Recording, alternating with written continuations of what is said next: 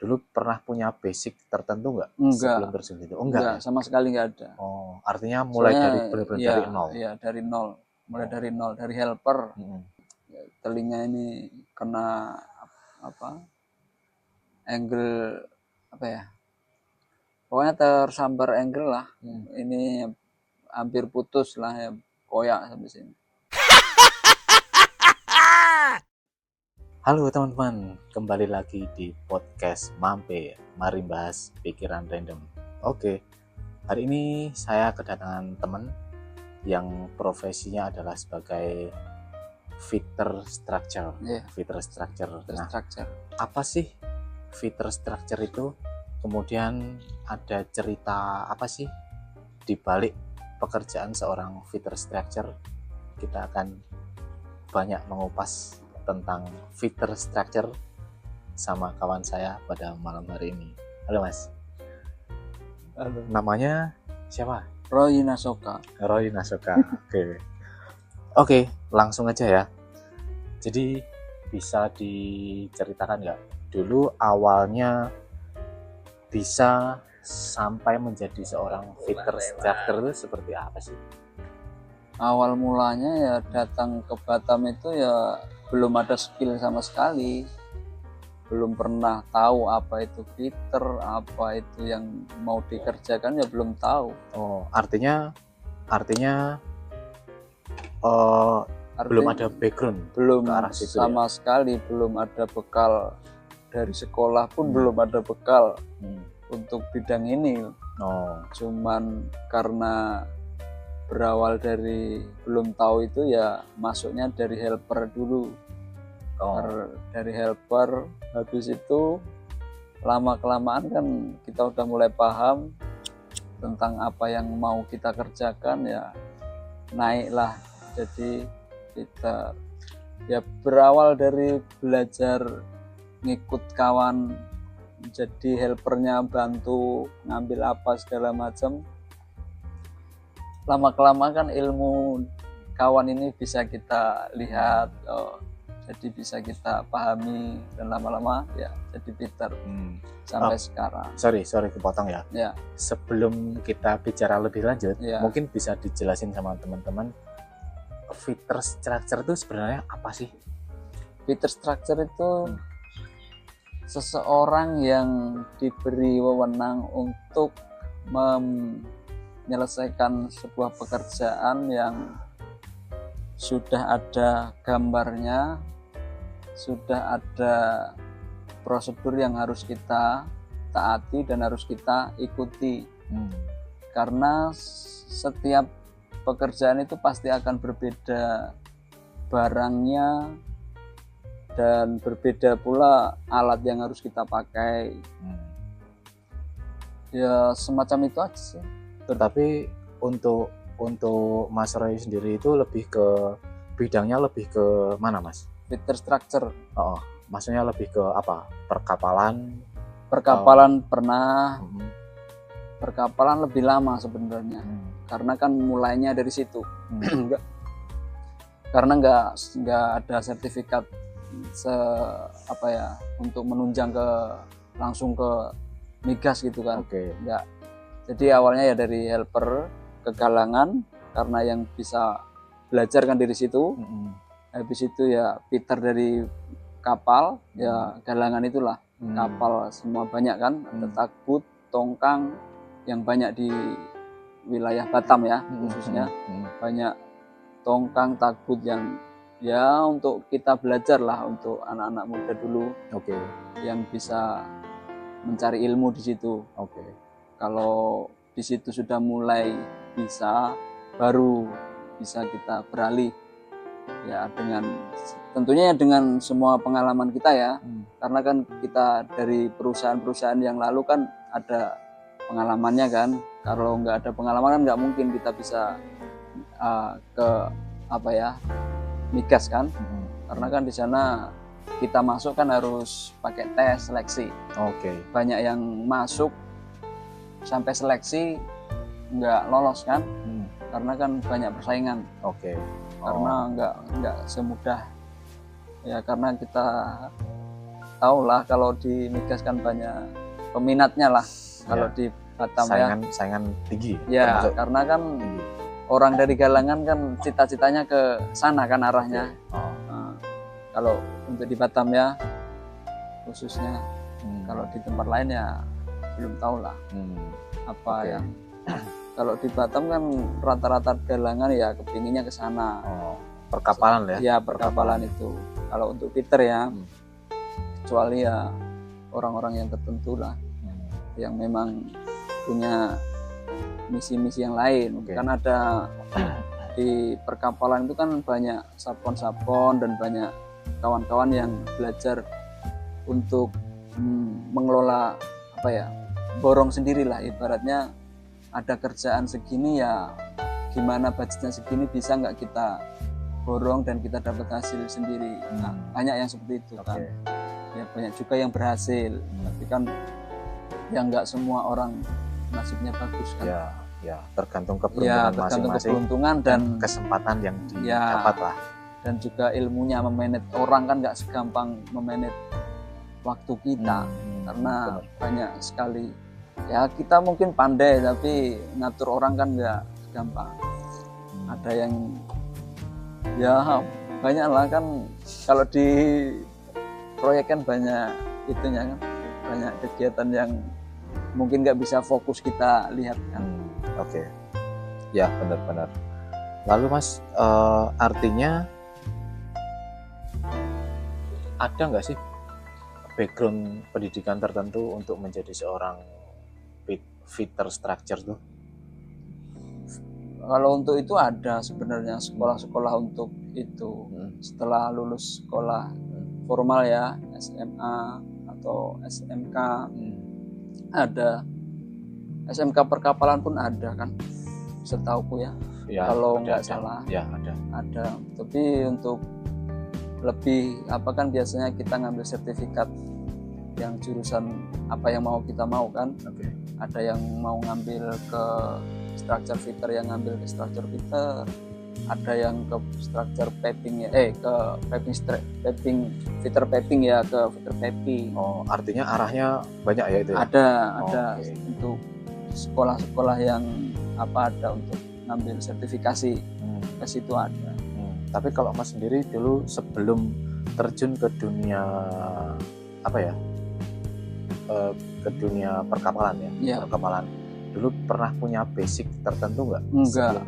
Enggak, sama sekali nggak ada. Artinya mulai dari nol. Iya, dari nol. Mulai dari nol, dari helper. Dari helper dulu ya? Dari helper dulu beberapa bulan, mungkin tahun, baru bisa dapat lepas sedikit, terus ya berani nekat aja lah, nekat pindah ke perusahaan lain, kita melamar fitter gitu kan. Habis itu kan kita ada pengalaman kan, tiap kita udah habis kontrak ada pengalamannya, yaitu modal kita untuk bisa melamar ke tempat lain kan. Untuk jenjang waktu dari dulu sampean mulai dari nol sampai sekarang menjadi seorang fitter structure itu berapa lama sih Mas pengalaman yang waktu yang perlu sampean perlukan? Waktu bertahun-tahun ya? Lama juga ya?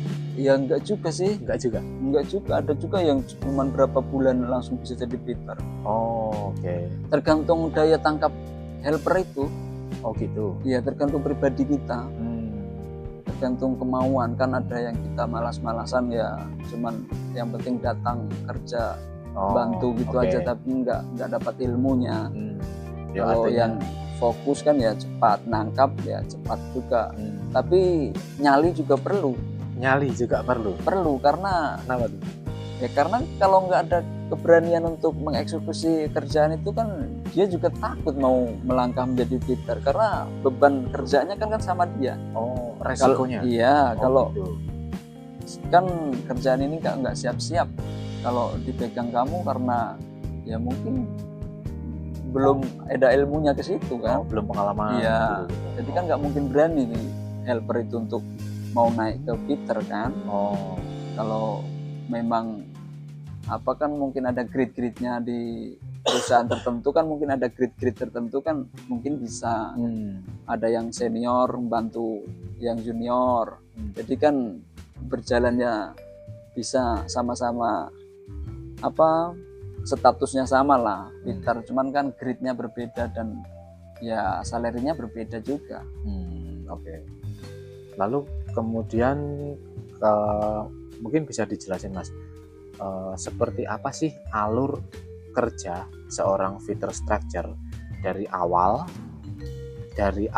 hingga struktur itu siap untuk diproses ke tahap yang selanjutnya gitu.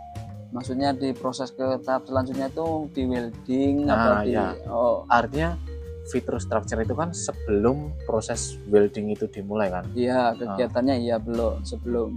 Alurnya gimana sih Mas? Bisa ceritain nggak? Ya, kita dapat gambar dari atasan kita, mandor kita. Habis itu ya kita cek dulu gambarnya, apa yang mau kita pasang, materialnya apa yang harus kita cari, nomornya berapa, kan berbeda-beda walaupun sama materialnya tapi nomornya berbeda peruntukannya. Jadi harus kita cermati dulu gambarnya. Setelah kita cermati, kita ukur barangnya itu, karena kan kita harus cek bener ukurannya pas apa enggak, terus ketebalan platnya kalau kita mau masang plat, kita harus ukur semua harus sama. Ini materialnya sesuai enggak, kalau udah sesuai ya tinggal kita fit up. Setelah kita fit up oke, menurut kita oke, dan setelah itu harus kita serahkan ke puisi untuk di fit up ulang oleh puisi. Karena kalau nggak bisa fit upnya nggak ACC sama puisi kan nggak bisa di welding. Jadi ya prosesnya seperti itu. Artinya termasuk spek dari material itu juga seorang fitter structure itu juga harus tahu. Karena di gambarnya itu kan ada gambar itu ada terjemahannya, maksudnya barang ini yang mau dipasang apa itu kan ada dipasang di mana ya, di mana ada kan ada gambar beda-beda speknya Mas ya. Iya. Oke. Kemudian teknik membaca gambar itu juga perlu, sangat penting. Kalau seorang fitter structure ya harus tahu. Justru itu yang paling utama karena modal kita kan di situ. Fitter bisa baca gambar, harus baca gambar, ya motong juga harus pandai, cutting toss ya. Harus pandai juga pakai cutting toss karena kan hari-hari kita pegang itu. Cutting toss untuk motong, kan besi itu kan material itu kan ada panjang, memang dari sana panjang, nanti diaktualkan di lapangan dulu kan. Kalau udah aktualnya pas baru kita siap fit up kan. Seperti itu. Artinya mungkin kalau anak-anak yang sekolahnya dari basic teknik, misal SMK teknik, itu mungkin lebih cepat ya bisa memahaminya ya. Karena setauku di SMK teknik itu kan juga ada pelajaran membaca gambar tuh. Gambar teknik dari dasar, terus mungkin nanti ada step-step berikutnya tuh pasti ada kan. Mungkin lebih cepat ya kalau yang dari bisa anak teknik ya. Mungkin kalau gambarnya berbeda kan ya itu kan bentar aja paling belajar. Benar. Yang penting udah tahu arah gambarnya ini gimana kan, pasti tahu kan kalau orangnya dari situ. Iya, benar. Oke. Kemudian Mas, kalau misal di lapangan sejauh ini pengalaman Mas ya kerja selama beberapa tahun ini, tantangan yang paling sulit itu apa sih? Tantangan yang paling sulit itu setiap pekerjaan itu tantangannya sama terus sih. Ya sulit karena setiap hari itu pasti ada aja kendalanya. Apa biasanya Mas? Ya ada terkendala peralatan. Iya. Ada terkendala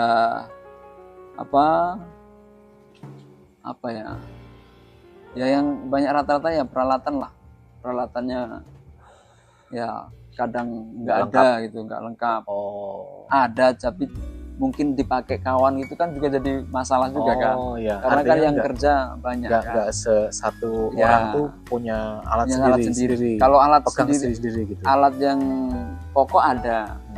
Kan biasa fitter itu harus punya kan ada meteran, siku, semua kan harus punya basic gitu ya. Basic itu kan ada harus meteran paling dasar itu Pak harus punya kan. Oke. Nah, itu aja. Kalau yang lain-lainnya kan ya kita harus order dulu kan. Kita harus minta dulu. Kalau barang-barang yang besar kan nggak mungkin kita simpan di bag kita kan, nggak mungkin, nggak muat. Oh, tapi biasanya kalau tool-tool yang mungkin kayak apa ya contohnya gerinda gitu mungkin diperlukan juga. Oh perlu atau tuh. potong kayak gitu. Itu perlu. Gerinda itu harus punya ya. Ini kalau bahas yang di galangan sih ada sendiri Mas. Kalau di galangan itu ada yang khusus gerinda ada. Orang yang khusus menggerinda? Iya, khusus menggerinda ada bagiannya masing-masing. Oh, artinya itu bukan bagian pekerjaan dari seorang feature structure, bukan. Kalau di galangan, tapi kalau di perusahaan-perusahaan tertentu itu harus mungkin punya bisa rangkap job situ. Iya, oh gitu. Harus. Soalnya kita mau fit up, kita mau ngasih ke puisi untuk dilakukan pengecekan lalu dilas, barang ini harus sudah bersih semuanya, harus bersih. Sesuai, harus udah bisa dijual lah ibaratnya. Barang kita udah layak ini untuk dijual, untuk ya kita minuman inilah harus sudah siap diminum. Jadi tinggal buka minum. Tapi kalau di galangan sih setauku ada sendiri yang gerinda. Selama saya di galangan ya. Kalau di perusahaan-perusahaan oil and gas itu biasanya ada kita punya gerinda sendiri, tapi nggak semua sih ya, tapi rata-rata udah disediain lah dari perusahaan. Iya, disediakan ya. Terus kalau misal nih biasanya kan untuk pengerjaan sebuah kapal contoh ya, itu kan nggak cuma satu orang. Iya. Ya kan, artinya pekerjaan itu dilakukan secara bareng-bareng, kemudian dibagi secara grup gitu kan. Nah, kemudian kalau ada misal alat yang sedang dipakai dan kemudian kita butuh nih, tapi kita lagi nggak ada alat ini, baru dipakai sama orang lain gitu. Nah, biasanya solusi ya kita kan udah berkawan ya, kita tanya dulu lah biasanya sama kawan, ini berapa lama mau pakai gitu kan. Ini siap berapa lama, kalau nggak bisa, nggak ada lagi ya mau gimana, kita pindah kerjaan lah. Kalau udah itu ya udah pindah kerjaan lagi. Yang bisa kita kerjakan apa selain itu, karena barangnya kan terbatas. Alatnya terbatas ya harus yang lain aja yang kita mana yang urgent dulu lah, mana yang prioritas untuk disiapkan dulu. Biasanya seperti itu. Artinya nggak ada cerita orang nganggur nunggu. Nggak ada. Nggak bisa. Harus gitu. Harus produktif lah kita kan. Ada atasan kita, nggak mungkin atasan kita ngasih waktu untuk kita. Kenapa nggak kerja? Karena dikerja deadline juga kan. Iya, mandor kan juga pasti ada target dari bosnya kan. Benar. Terus ini pernah Mas menemukan kesalahan pada gambar atau material gitu? Kalau kesalahan itu kayaknya maklum lah, sering terjadi. Terjadi lah. Kadang kan di lapangan ada bentrok sama material lain, kan ada orang elektrik, ada orang piping, kadang kan sapotnya mengganggu. Jadi kan mana yang ngalah kan biasanya ada aja sih. Ada aja. Cuman kan penyelesaiannya nanti ya bisa aja. Bisa direvisi. Ya. Kan ada berjilid-jilid revisi itu pasti ada itu. Iya ya. Kalau udah di lapangan ya.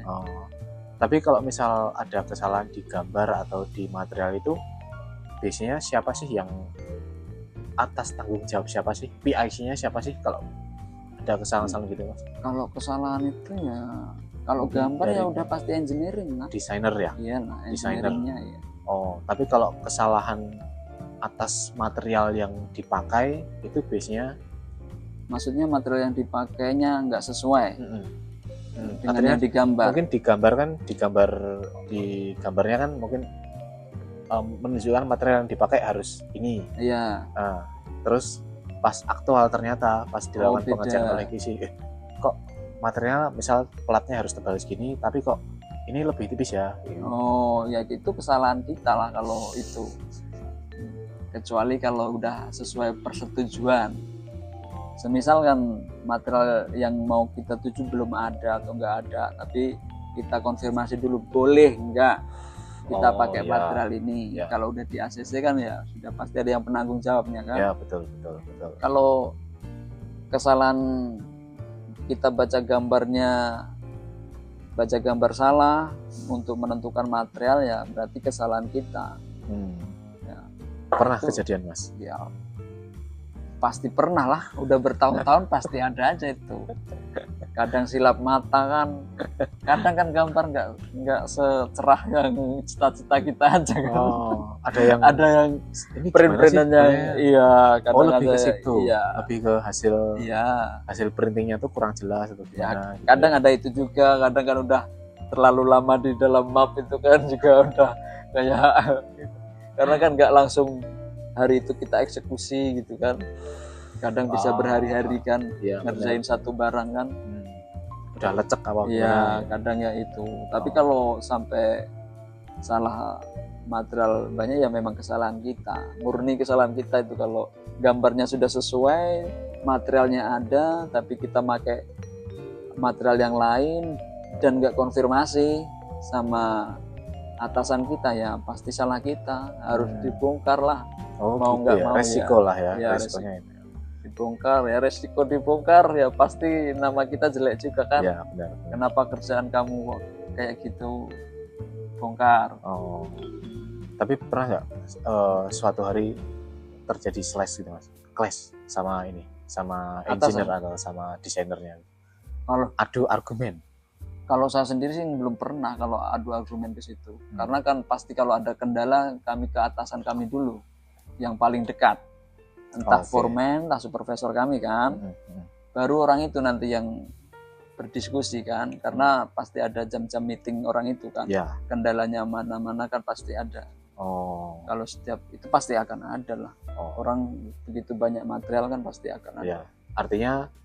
Artinya penting untuk sebelum misal ada kebingungan apa dari gambar yang kita terima itu, kita nggak ini kurang jelas, ada agak membingungkan gini. Lebih baik diskusi ya. Sampaikan dulu sebelum kita memutuskan sesuatu. Sebelum kita action untuk mengerjakan itu, lebih baik kita diskusi daripada nanti salah. Ya benar. Kalau material udah cacat, lebih parah lagi. Kadang kan material itu nunggunya lama, bukan harganya yang mahal, bukan. Ada juga harga yang mahal, cuman kan kadang pesannya harus keluar barang itu kan lama. Itu kan jadi pengaruh menunda lead time pekerjaan juga ya. Harusnya udah bisa berangkat barang ini, tapi nggak bisa gara-gara satu orang bikin kesalahan. Pernah bisa gitu, Mas? Kalau itu sih kayaknya sih udah terlalu fatal kali ya, mungkin udah nggak di situ lagi kita kerja. Udah pasti kena buang lah. Karena udah terlalu fatal itu kalau sampai ke situ. Kecuali kalau ya kecil-kecil aja ya masih bisa lah. Masih bisa diobrolin lah. Iya. Kan pasti ada warning 1, warning 2 itu kan pasti ada kan.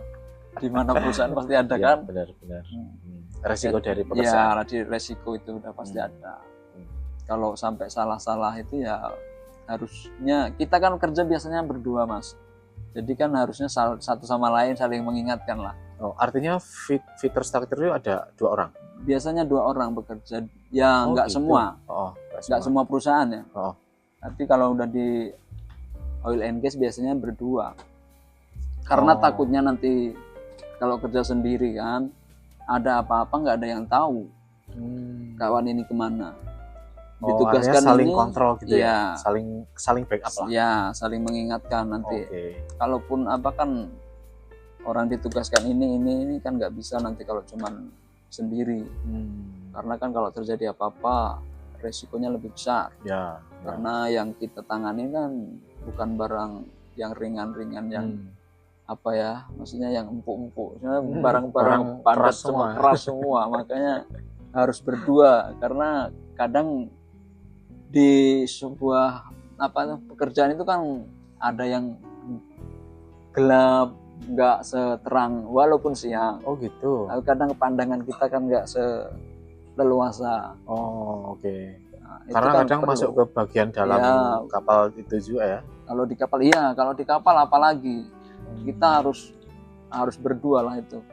Karena di dalam tangki itu kan lebih berbahaya. Oh benar-benar. Lebih banyak kejadian yang meledak itu kan di situ kan. Tapi biasanya satu tim itu terdiri dari berapa orang? Satu tim 2 orang. Di galangan itu biasanya 2 orang, ada helpernya. Oh, berarti kalau di galangan itu Peter sama helper. Jadi ada Peter 1, ada helper 1. Ya dia membantu Peter menyediakan alat segala macam kan. Oh saya butuh palu. Ya, dia yang ngambilin. Ya memang sudah ada, kita bawa alat.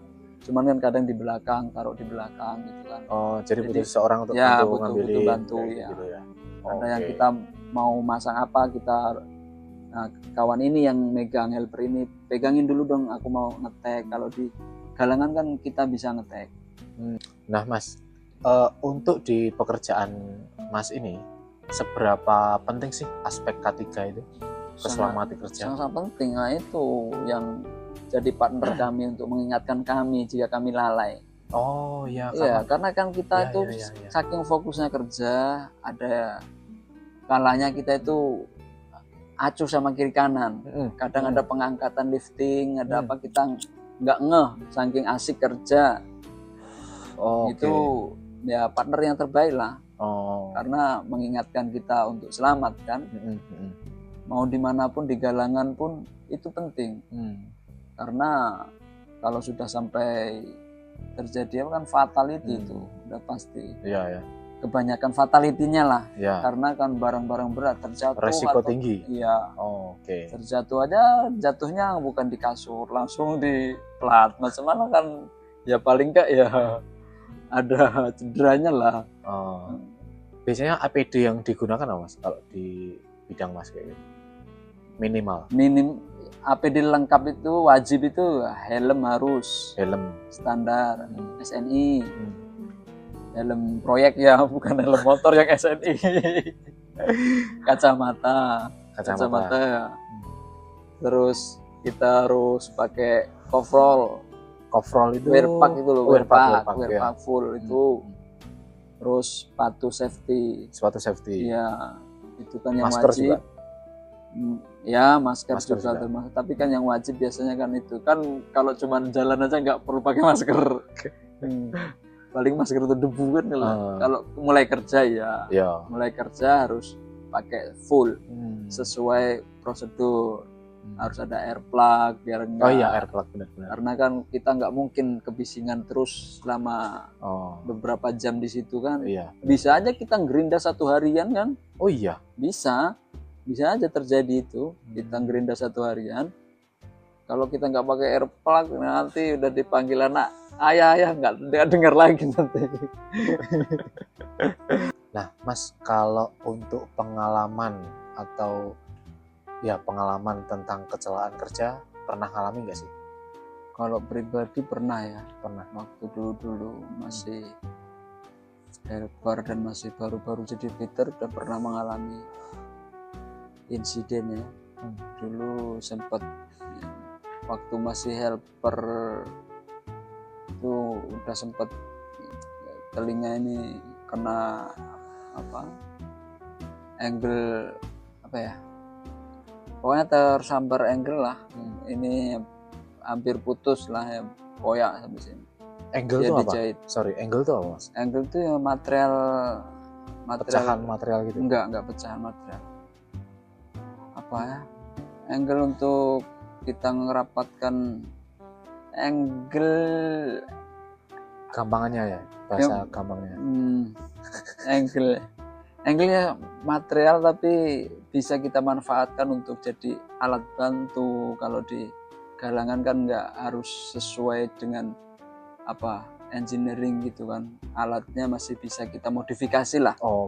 Untuk alat kerja kita gitu. Jadi ya itu alatnya itu nggak sesuai yang kita gunakan. Jadi harusnya ya seharusnya. Bukan yang seharusnya. Okay. Cuman kan kalau di galangan masih bisa dipakai kan. Jadi ya itulah, lepas angle-nya kena ke lari, telinga, lompat ya, barang itu lompat ke telinga ya, sampai putus ini dijahit. Robek. Ya ini robek. Putus. Ya itu karena kurangnya K3 kita. Ya wawasan kita kurang lah. Semakin lama bertambah ilmu kan semakin tahu dan pilih-pilih kerjaan agar bisa lebih aman kan. Waktu jadi Peter juga udah pernah kakinya ini kena cemblok alat bantu juga. Tapi itu alat bantu pabrikan. Cuman kesalahan di kita karena masang pit A-nya itu enggak well full. Dan yang well kan cuman kita aja, kalau di galangan kan enggak harus welder yang sudah punya sertifikasi las. Karena kan Peter bisa, walaupun ya mungkin nggak se-quality welder lah. Ya bisa kita ngelas, ya kita las sendiri dan terjadi crack, barang itu crack, lepas dan menghantam kaki ini udah pernah juga kena. Jadi retak kaki itu ya. Sebenarnya banyak, kalaupun ya bukan saya pribadi ya, kalau yang dua tadi pengalaman pribadi saya. Memang banyak kawan-kawan itu yang terkena. Tangannya itu yang sering terjadi kan, hand injury itu, tangan itu yang sering terjepit karena kan kita barang-barangnya ya besi semua kan. Pasti itu yang kita terjadi itu. Entah kena palu, entah kenapa, kena palu aja udah pasti remuk barang ini kan. Orang kita menghantam dengan tekanan tinggi. Ya banyak yang terjadi. Rata-rata ya tangan lah yang sering terjadi ya. Sering tangan. Karena itu terus yang kita pakai kan, tangan kena terjepit plat gitu kan. Gitu. Kalau di tempat sampean itu biasanya kalau di galangan kan misal hujan gitu kan, pekerjaan harus stop tuh. Itu berlaku juga nggak? Seharusnya sih iya, stop. Ya tergantung juga sekarang. Kadang kan urgent atau segala macam masih bisa kerja ini, kalau kita ikut pemborong kecil kan biasanya ada. Tetap dilanjutin. Tetap aja lanjut. Tapi kan kalau yang hujan lebat ya udah pasti kita enggak. Kalau cuma masih gerimis itu masih bisa kita lanjut ya kita lanjut. Itu dari safety officer-nya pun masih membolehkan. Kalau sesuai prosedur sih nggak bisa. Harusnya nggak bisa. Ya ini cuman ya safety-nya kan cuma berapa orang aja, safety nggak memadai kan, nggak semua perusahaan itu safety-nya seketat perusahaan-perusahaan besar lah. Kalau perusahaan-perusahaan besar hujan belum datang udah ada bunyi sirine, karena lokasi itu akan ada petir, itu udah suruh pergi kita, udah diantisipasi ya. Aduh shelter terdekat. Karena kan yang ada penangkal petirnya gitu. Kalau setauku ya, kalau di galangan ya nggak semua galangan, tapi ya rata-rata dulu ya nggak hujan langsung disuruh berhenti, enggak lah. Kalau kan hujan pasti gerimis itu pasti masih lanjut. Walaupun basah juga tetap lanjut, lantaran kita kan nggak enak, lantaran kawan sendiri kita borong atau segala macam. Tapi kalau mungkin perusahaan induknya ya harusnya berhenti orang-orang ini kan. Ya. Cuman lantaran ya kita ikut subkon dan subkon pun masih ada apanya lagi kan. Ya, karena nggak mau rugi juga ya. Pasti lanjut. Kalau enggak ya disuruh pulang. Kalaupun udah deras sekali kan disuruh pulang.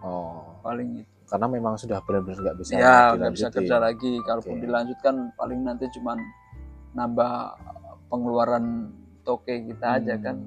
Ya lebih baik disuruh pulang, habis itu nggak bayar.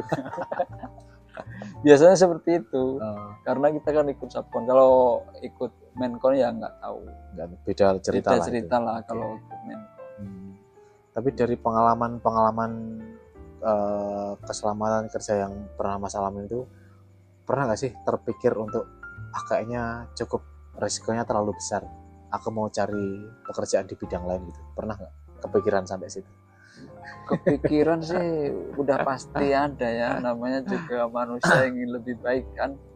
Cuman kan jalannya itu kan nggak semulus yang kita harapkan. Artinya harus meniti karir dari bawah lagi gitu ya? Kan harus mulai lagi dari sikit-sikit kan nggak berat juga kan. Jadi ya kalau bisa kan cari perusahaan yang lebih baik, prosedur safety-nya segala macam, itu aja. Karena sudah di bidang ini mau beralih itu kayak agak berat. Karena udah nanggung gitu kan. Usia-usia yang udah nanggung mau benar. mulai di bidang lain nanggung gitu. Karena ada kebutuhan yang harus yang harus ada terus, nggak bisa stop ya. Kecuali kalau sudah bisa stop, mungkin bisa kita pikirkan untuk usaha sendiri apa kecil-kecilan kan, yang penting ada. Benar. Karena udah terlalu lama. Kalau ini Mas, biasanya kesalahan yang dilakukan oleh pemula itu apa aja sih biasanya? Paling umum ya salah mengidentifikasi apa ya, peralatan. Kadang nama peralatannya nggak tahu gitu kan, ya udah kesalahan itu kan. Peralatan ini mungkin nama di tempat lain berbeda. Mungkin setahu dia ini namanya apa, dan di sini penyebutannya berbeda. Ada juga seperti itu. Kesalahan-kesalahan itu biasanya kayak gitu-gitulah. Iya, kesalahan-kesalahan yang wajar aja lah. Senior pun masih bisa potensi salah juga masih bisa, karena kan di setiap perusahaan beda. Ada yang namanya apa berbeda gitu.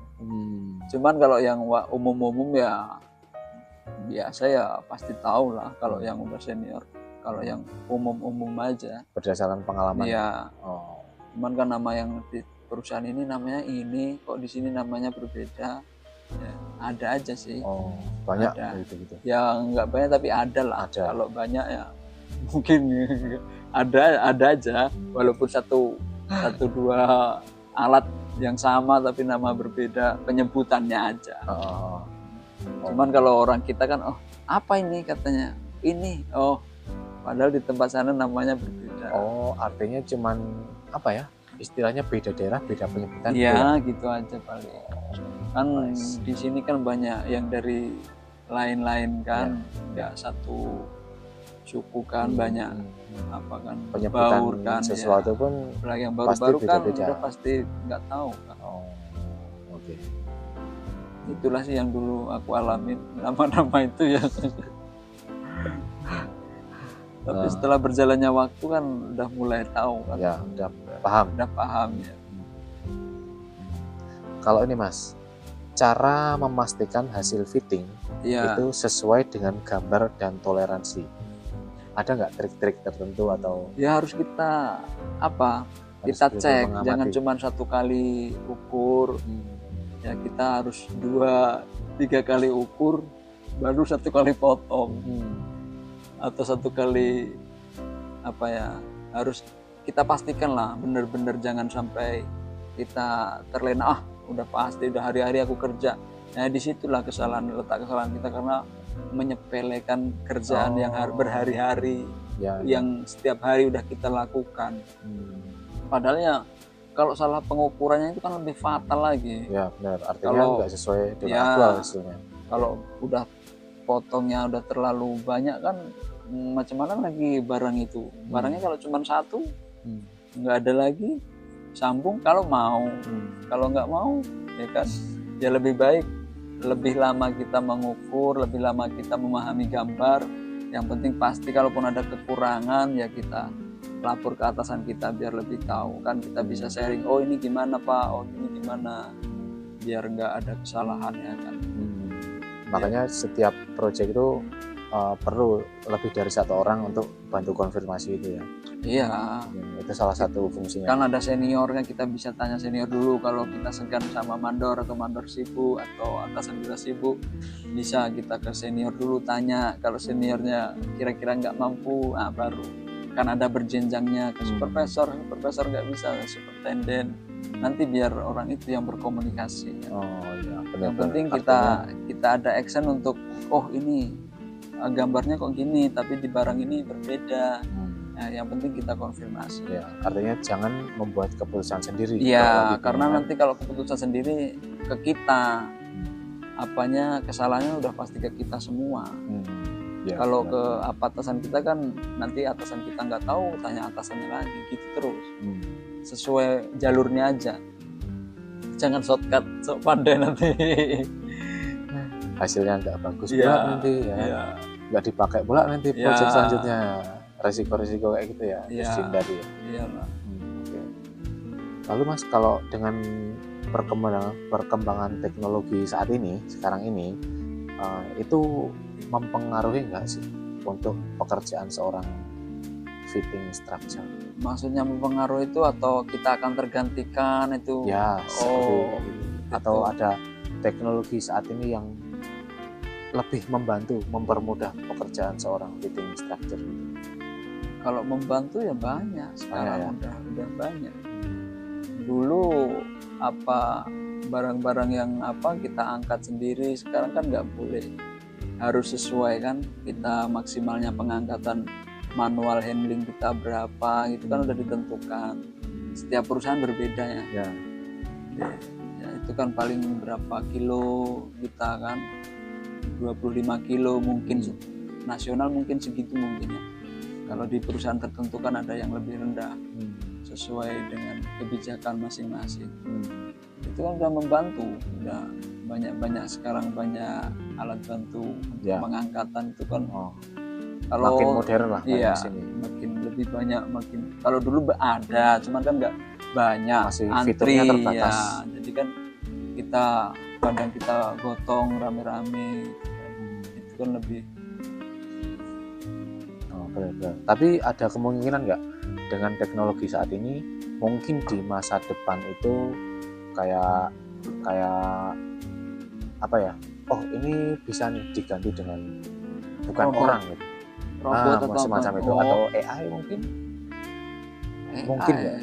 Kalau dari pandangan Mas, mungkin beberapa tahun ke depan ada kemungkinan nggak begitu? Bisa jadi sih. Kalau segitu besarnya, kalau AI kayaknya ya barangnya sebesar itu kayaknya belum.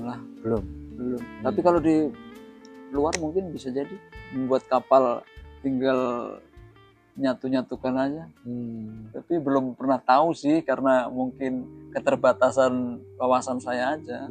Jadi belum pernah tahu ini bakal terganti. Kalau sekarang sih kayaknya masih bisa lah bertahan untuk sementara waktu ya, karena kan banyak kalau di kerjaan ini. Artinya prospek untuk seorang fitter structure itu ke depan masih cerah, masih ada kesempatan lah, masih bisa digeluti untuk jadi sumber pemasukan lah, masih bisa ya, untuk orang-orang atau teman-teman kita yang mungkin sedang meniti karir ke arah situ tuh masih cerah, masih rame itu, masih rame karena kan barang-barang yang kita kerjakan kan barang-barang besar, nggak mungkin semua itu akan dikerjakan oleh robot, kecuali mobil kan udah pakai robot masih ada kan, udah tinggal nyatu-nyatukan itu kan, proses assembly-nya itu ya. Kalau di besar-besar kan mungkin belum lah kan, harusnya mesinnya juga lebih besar, lebih tinggi kan. Kayaknya belum lah. Karena sekarang aku lihat ada teknologi semacam 3D printer. Nah, tapi mungkin yang ku tahu sih size-nya masih untuk yang size kecil-kecil sih. Cuman kalau untuk perkapalan yang notabene size-nya besar-besar itu belum tahu ya. Cuman kayaknya sekarang kayak contoh pembuatan bodi motor itu pun sekarang bisa dibikin pakai 3D printer kan. Nah, jadi dia cuma butuh seorang desainer aja. Jadi mesin itu akan membuat semua. Cuman nggak tahu ya kedepannya, kalau kedepannya ya bisa jadi kalau mungkin itu. Tapi kalau elas pakai robot ya ada memang. Udah ada. Tapi kalau untuk apanya kayaknya belum.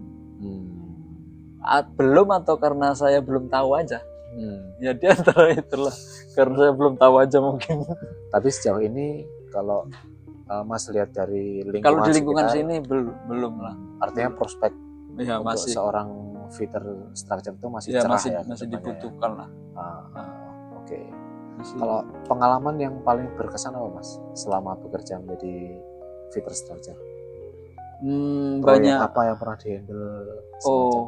Proyek banyak sih. Kalau proyek yang pernah dikerjakan, walaupun cuman berkontribusi kecil lah, walaupun cuma masang satu bagian aja kan ikut ngerjain gitu aja ya, ikut bangga aja. Ikut bangganya karena produk-produk kita, produk-produk yang dikerjakan di Indonesia tapi produknya kelas internasional itu kan ya. Itu jadi kebanggaan sendiri sih. Jadi ya, lagi pula banyak orang yang mau ngerjakan itu, kita udah pernah gitu kan. Orang lain masih bermimpi untuk ke sana dan saya udah pernah ngalamin itu kan. Jadi ya kebanggaan aja lah. Ya, kepuasan tersendiri. Walaupun hasil uangnya nggak seberapa ya, itu kan tergantung aja kan. Benar. Ya.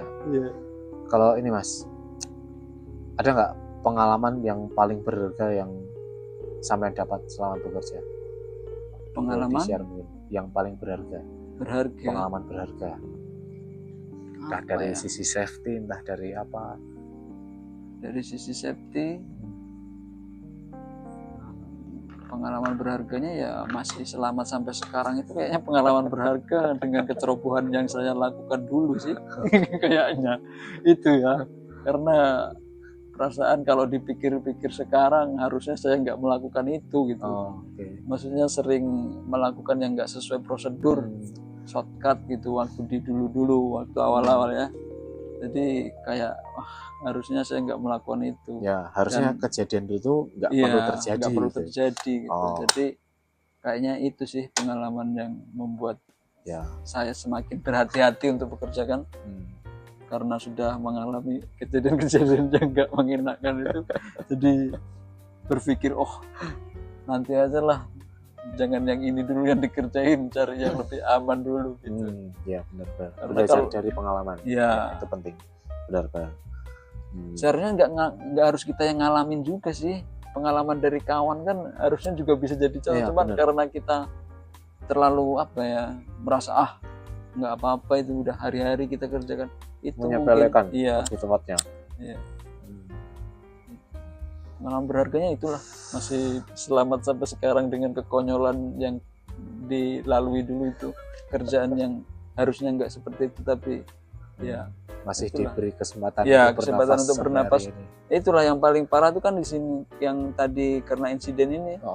Kan kalau lepas sedikit kena kepala ini kan udah nggak tahu ceritanya. Ya fatal itu ya. Fatal itu. Udah nggak pakai helm kerja. Waktu itu memang nggak pakai helm kerja. Cuman pakai kacamata aja. Kacamata cuman nempel aja sinilah, langsung ke sini mungkin. Karena kan terbangnya ke sini. Gitu. Karena barang itu nggak akan menyangka kalau nggak kepikiran itu bakal terjadi ya, benar. Karena kekurangan pengalaman itulah. Kurang bisa mengantisipasi, kan harusnya bisa kita nilai resiko itu. Kalau sekarang ya mungkin harus kita pikirkan ulang untuk mengerjakan ini resikonya apa, itu harus kita pikirkan dengan matang sebelum kita eksekusi kerjaan. Karena menyangkut nama baik kita. Kalau terjadi insiden, kita juga kawan itu udah kerjanya sembrono, jadi nggak usah lah kita ajak, itu kan jadi nama baik kita, pandangan juga, seseorang terhadap kita itu jadi jelek, jadi ceroboh gitu ya. Nanti untuk rekrut ulang pun perusahaan mungkin ada itu datanya orang ini insiden, kayaknya nggak bagus gitu kan. Penting itu penting kan, harus berhati-hati lah. Setiap pekerjaan yang kita lakukan itu harus kita pikirkan nilai risikonya apa, harus dinilai baru kita ngambil keputusan. Kita pikirkan dulu matang-matang baru kita jalankan kerjaan. Betul. Kalau untuk saat ini Mas, untuk di era sekarang ini ya, mungkin kompetensi apa sih yang perlu ditingkatkan untuk bekerja di bidang ini? Kompetensi ya yang paling penting. Yang paling penting ya ambil sertifikasi lah. Sertifikasi. Iya. Karena itu modal dasar lah. Kalau nggak mau capek-capek kegalangan belajarnya. Kan kalau di galangan masih bisa kita belajar dari helper kan. Itu berdasarkan pengalaman ya. Kalau di perusahaan besar kan nggak bisa. Kita masuk kalau sama sekali nggak bisa kan. Artinya kita minimal harus punya sertifikasi dulu. Harus punya sertifikasi dan pengalaman itulah. Harus punya sertifikasi lah kalau untuk sekarang. Biasanya apa Mas? Sertifikasi tentang apa? Biasanya yang banyak itu langsung ke situ. Memang ada? Ada sertifikasi untuk structure fitter ada, kayak di welder juga ada, pipe fitter juga ada, macam-macam ada, di scaffolding juga ada. Kayaknya sekarang semua udah ada sertifikasinya semua. Dan carinya pun mudah. Pun mudah. Setiap LPK ya? Iya. Itu pasti ada. Rata-rata ada lah kalau di lokasi Batam ini ya. Banyak lah. Banyak. Tergantung kita aja cari informasinya. Kalau untuk biaya untuk ambil sertifikasi itu rata-rata di angka berapa? Kalau biaya saya kurang begitu paham ya. Tapi setahu saya kalau saya pernah itu sertifikasi K3 untuk istri saya sih. Kalau untuk ini kurang tahu. Oke. Kemudian ini untuk penutup Mas, untuk terakhir ya. Ada nggak pesan-pesan untuk seorang fitter structure pemula atau dia yang sedang menempuh pendidikan atau pelatihan yang mengarah ke situ itu apa sih tipsnya? Tipsnya ya harus teliti. Yang pertama itu harus benar-benar lah belajarnya kalau memang mau itu, karena resikonya terlalu berat. Resikonya terlalu berat, dan kalaupun terlalu beratnya ya karena kalau terjadi apa-apa pasti cederanya kan serius ya. Entah patah entah apa kan, karena udah berat itu semua. Harus benar-benar belajarnya biar bisa bersaing, karena kayaknya terlalu mudah. Semuanya bisa belajar bentar udah bisa mungkin kan. Jadi harus banyak bergaul sama kawan, karena kan biar makin banyak ilmunya kan. Makin banyak pengalaman kawan itu kan makin membantu kita. Jadi ya harus fokus aja sih. Fokus apa yang memang dia inginkan saat ini aja. Belajar fitter ya harus belajar situ. Kalau mau banyak pengalaman ya cari perusahaan-perusahaan itu yang bisa belajar dari bawah. Itu juga penting ya. Iyalah, harus dari bawah. Masa langsung dari tahu-tahu udah di posisi ini kan nggak ada pengalaman apa. Kadang-kadang kan kayak pengalaman itu kan pengalaman itu kita dapat dari apa yang udah kita lakukan sebelumnya. Kalau kita tahu-tahu kita udah ikut pelatihan macam-macam, cuman tahu-tahu di posisi itu belum tahu celah-celahnya gitu. Iya, itulah pentingnya kita harus baiklah, maksudnya kita harus pandai bergaul sama kawan.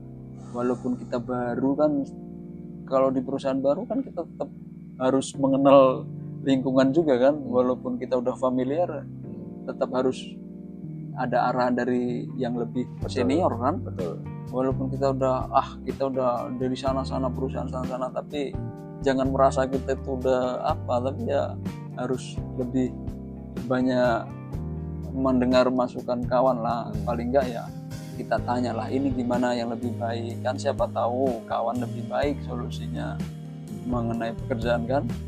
Ya itu aja sih. Benar ya. Oke lah, kayaknya cukup menarik.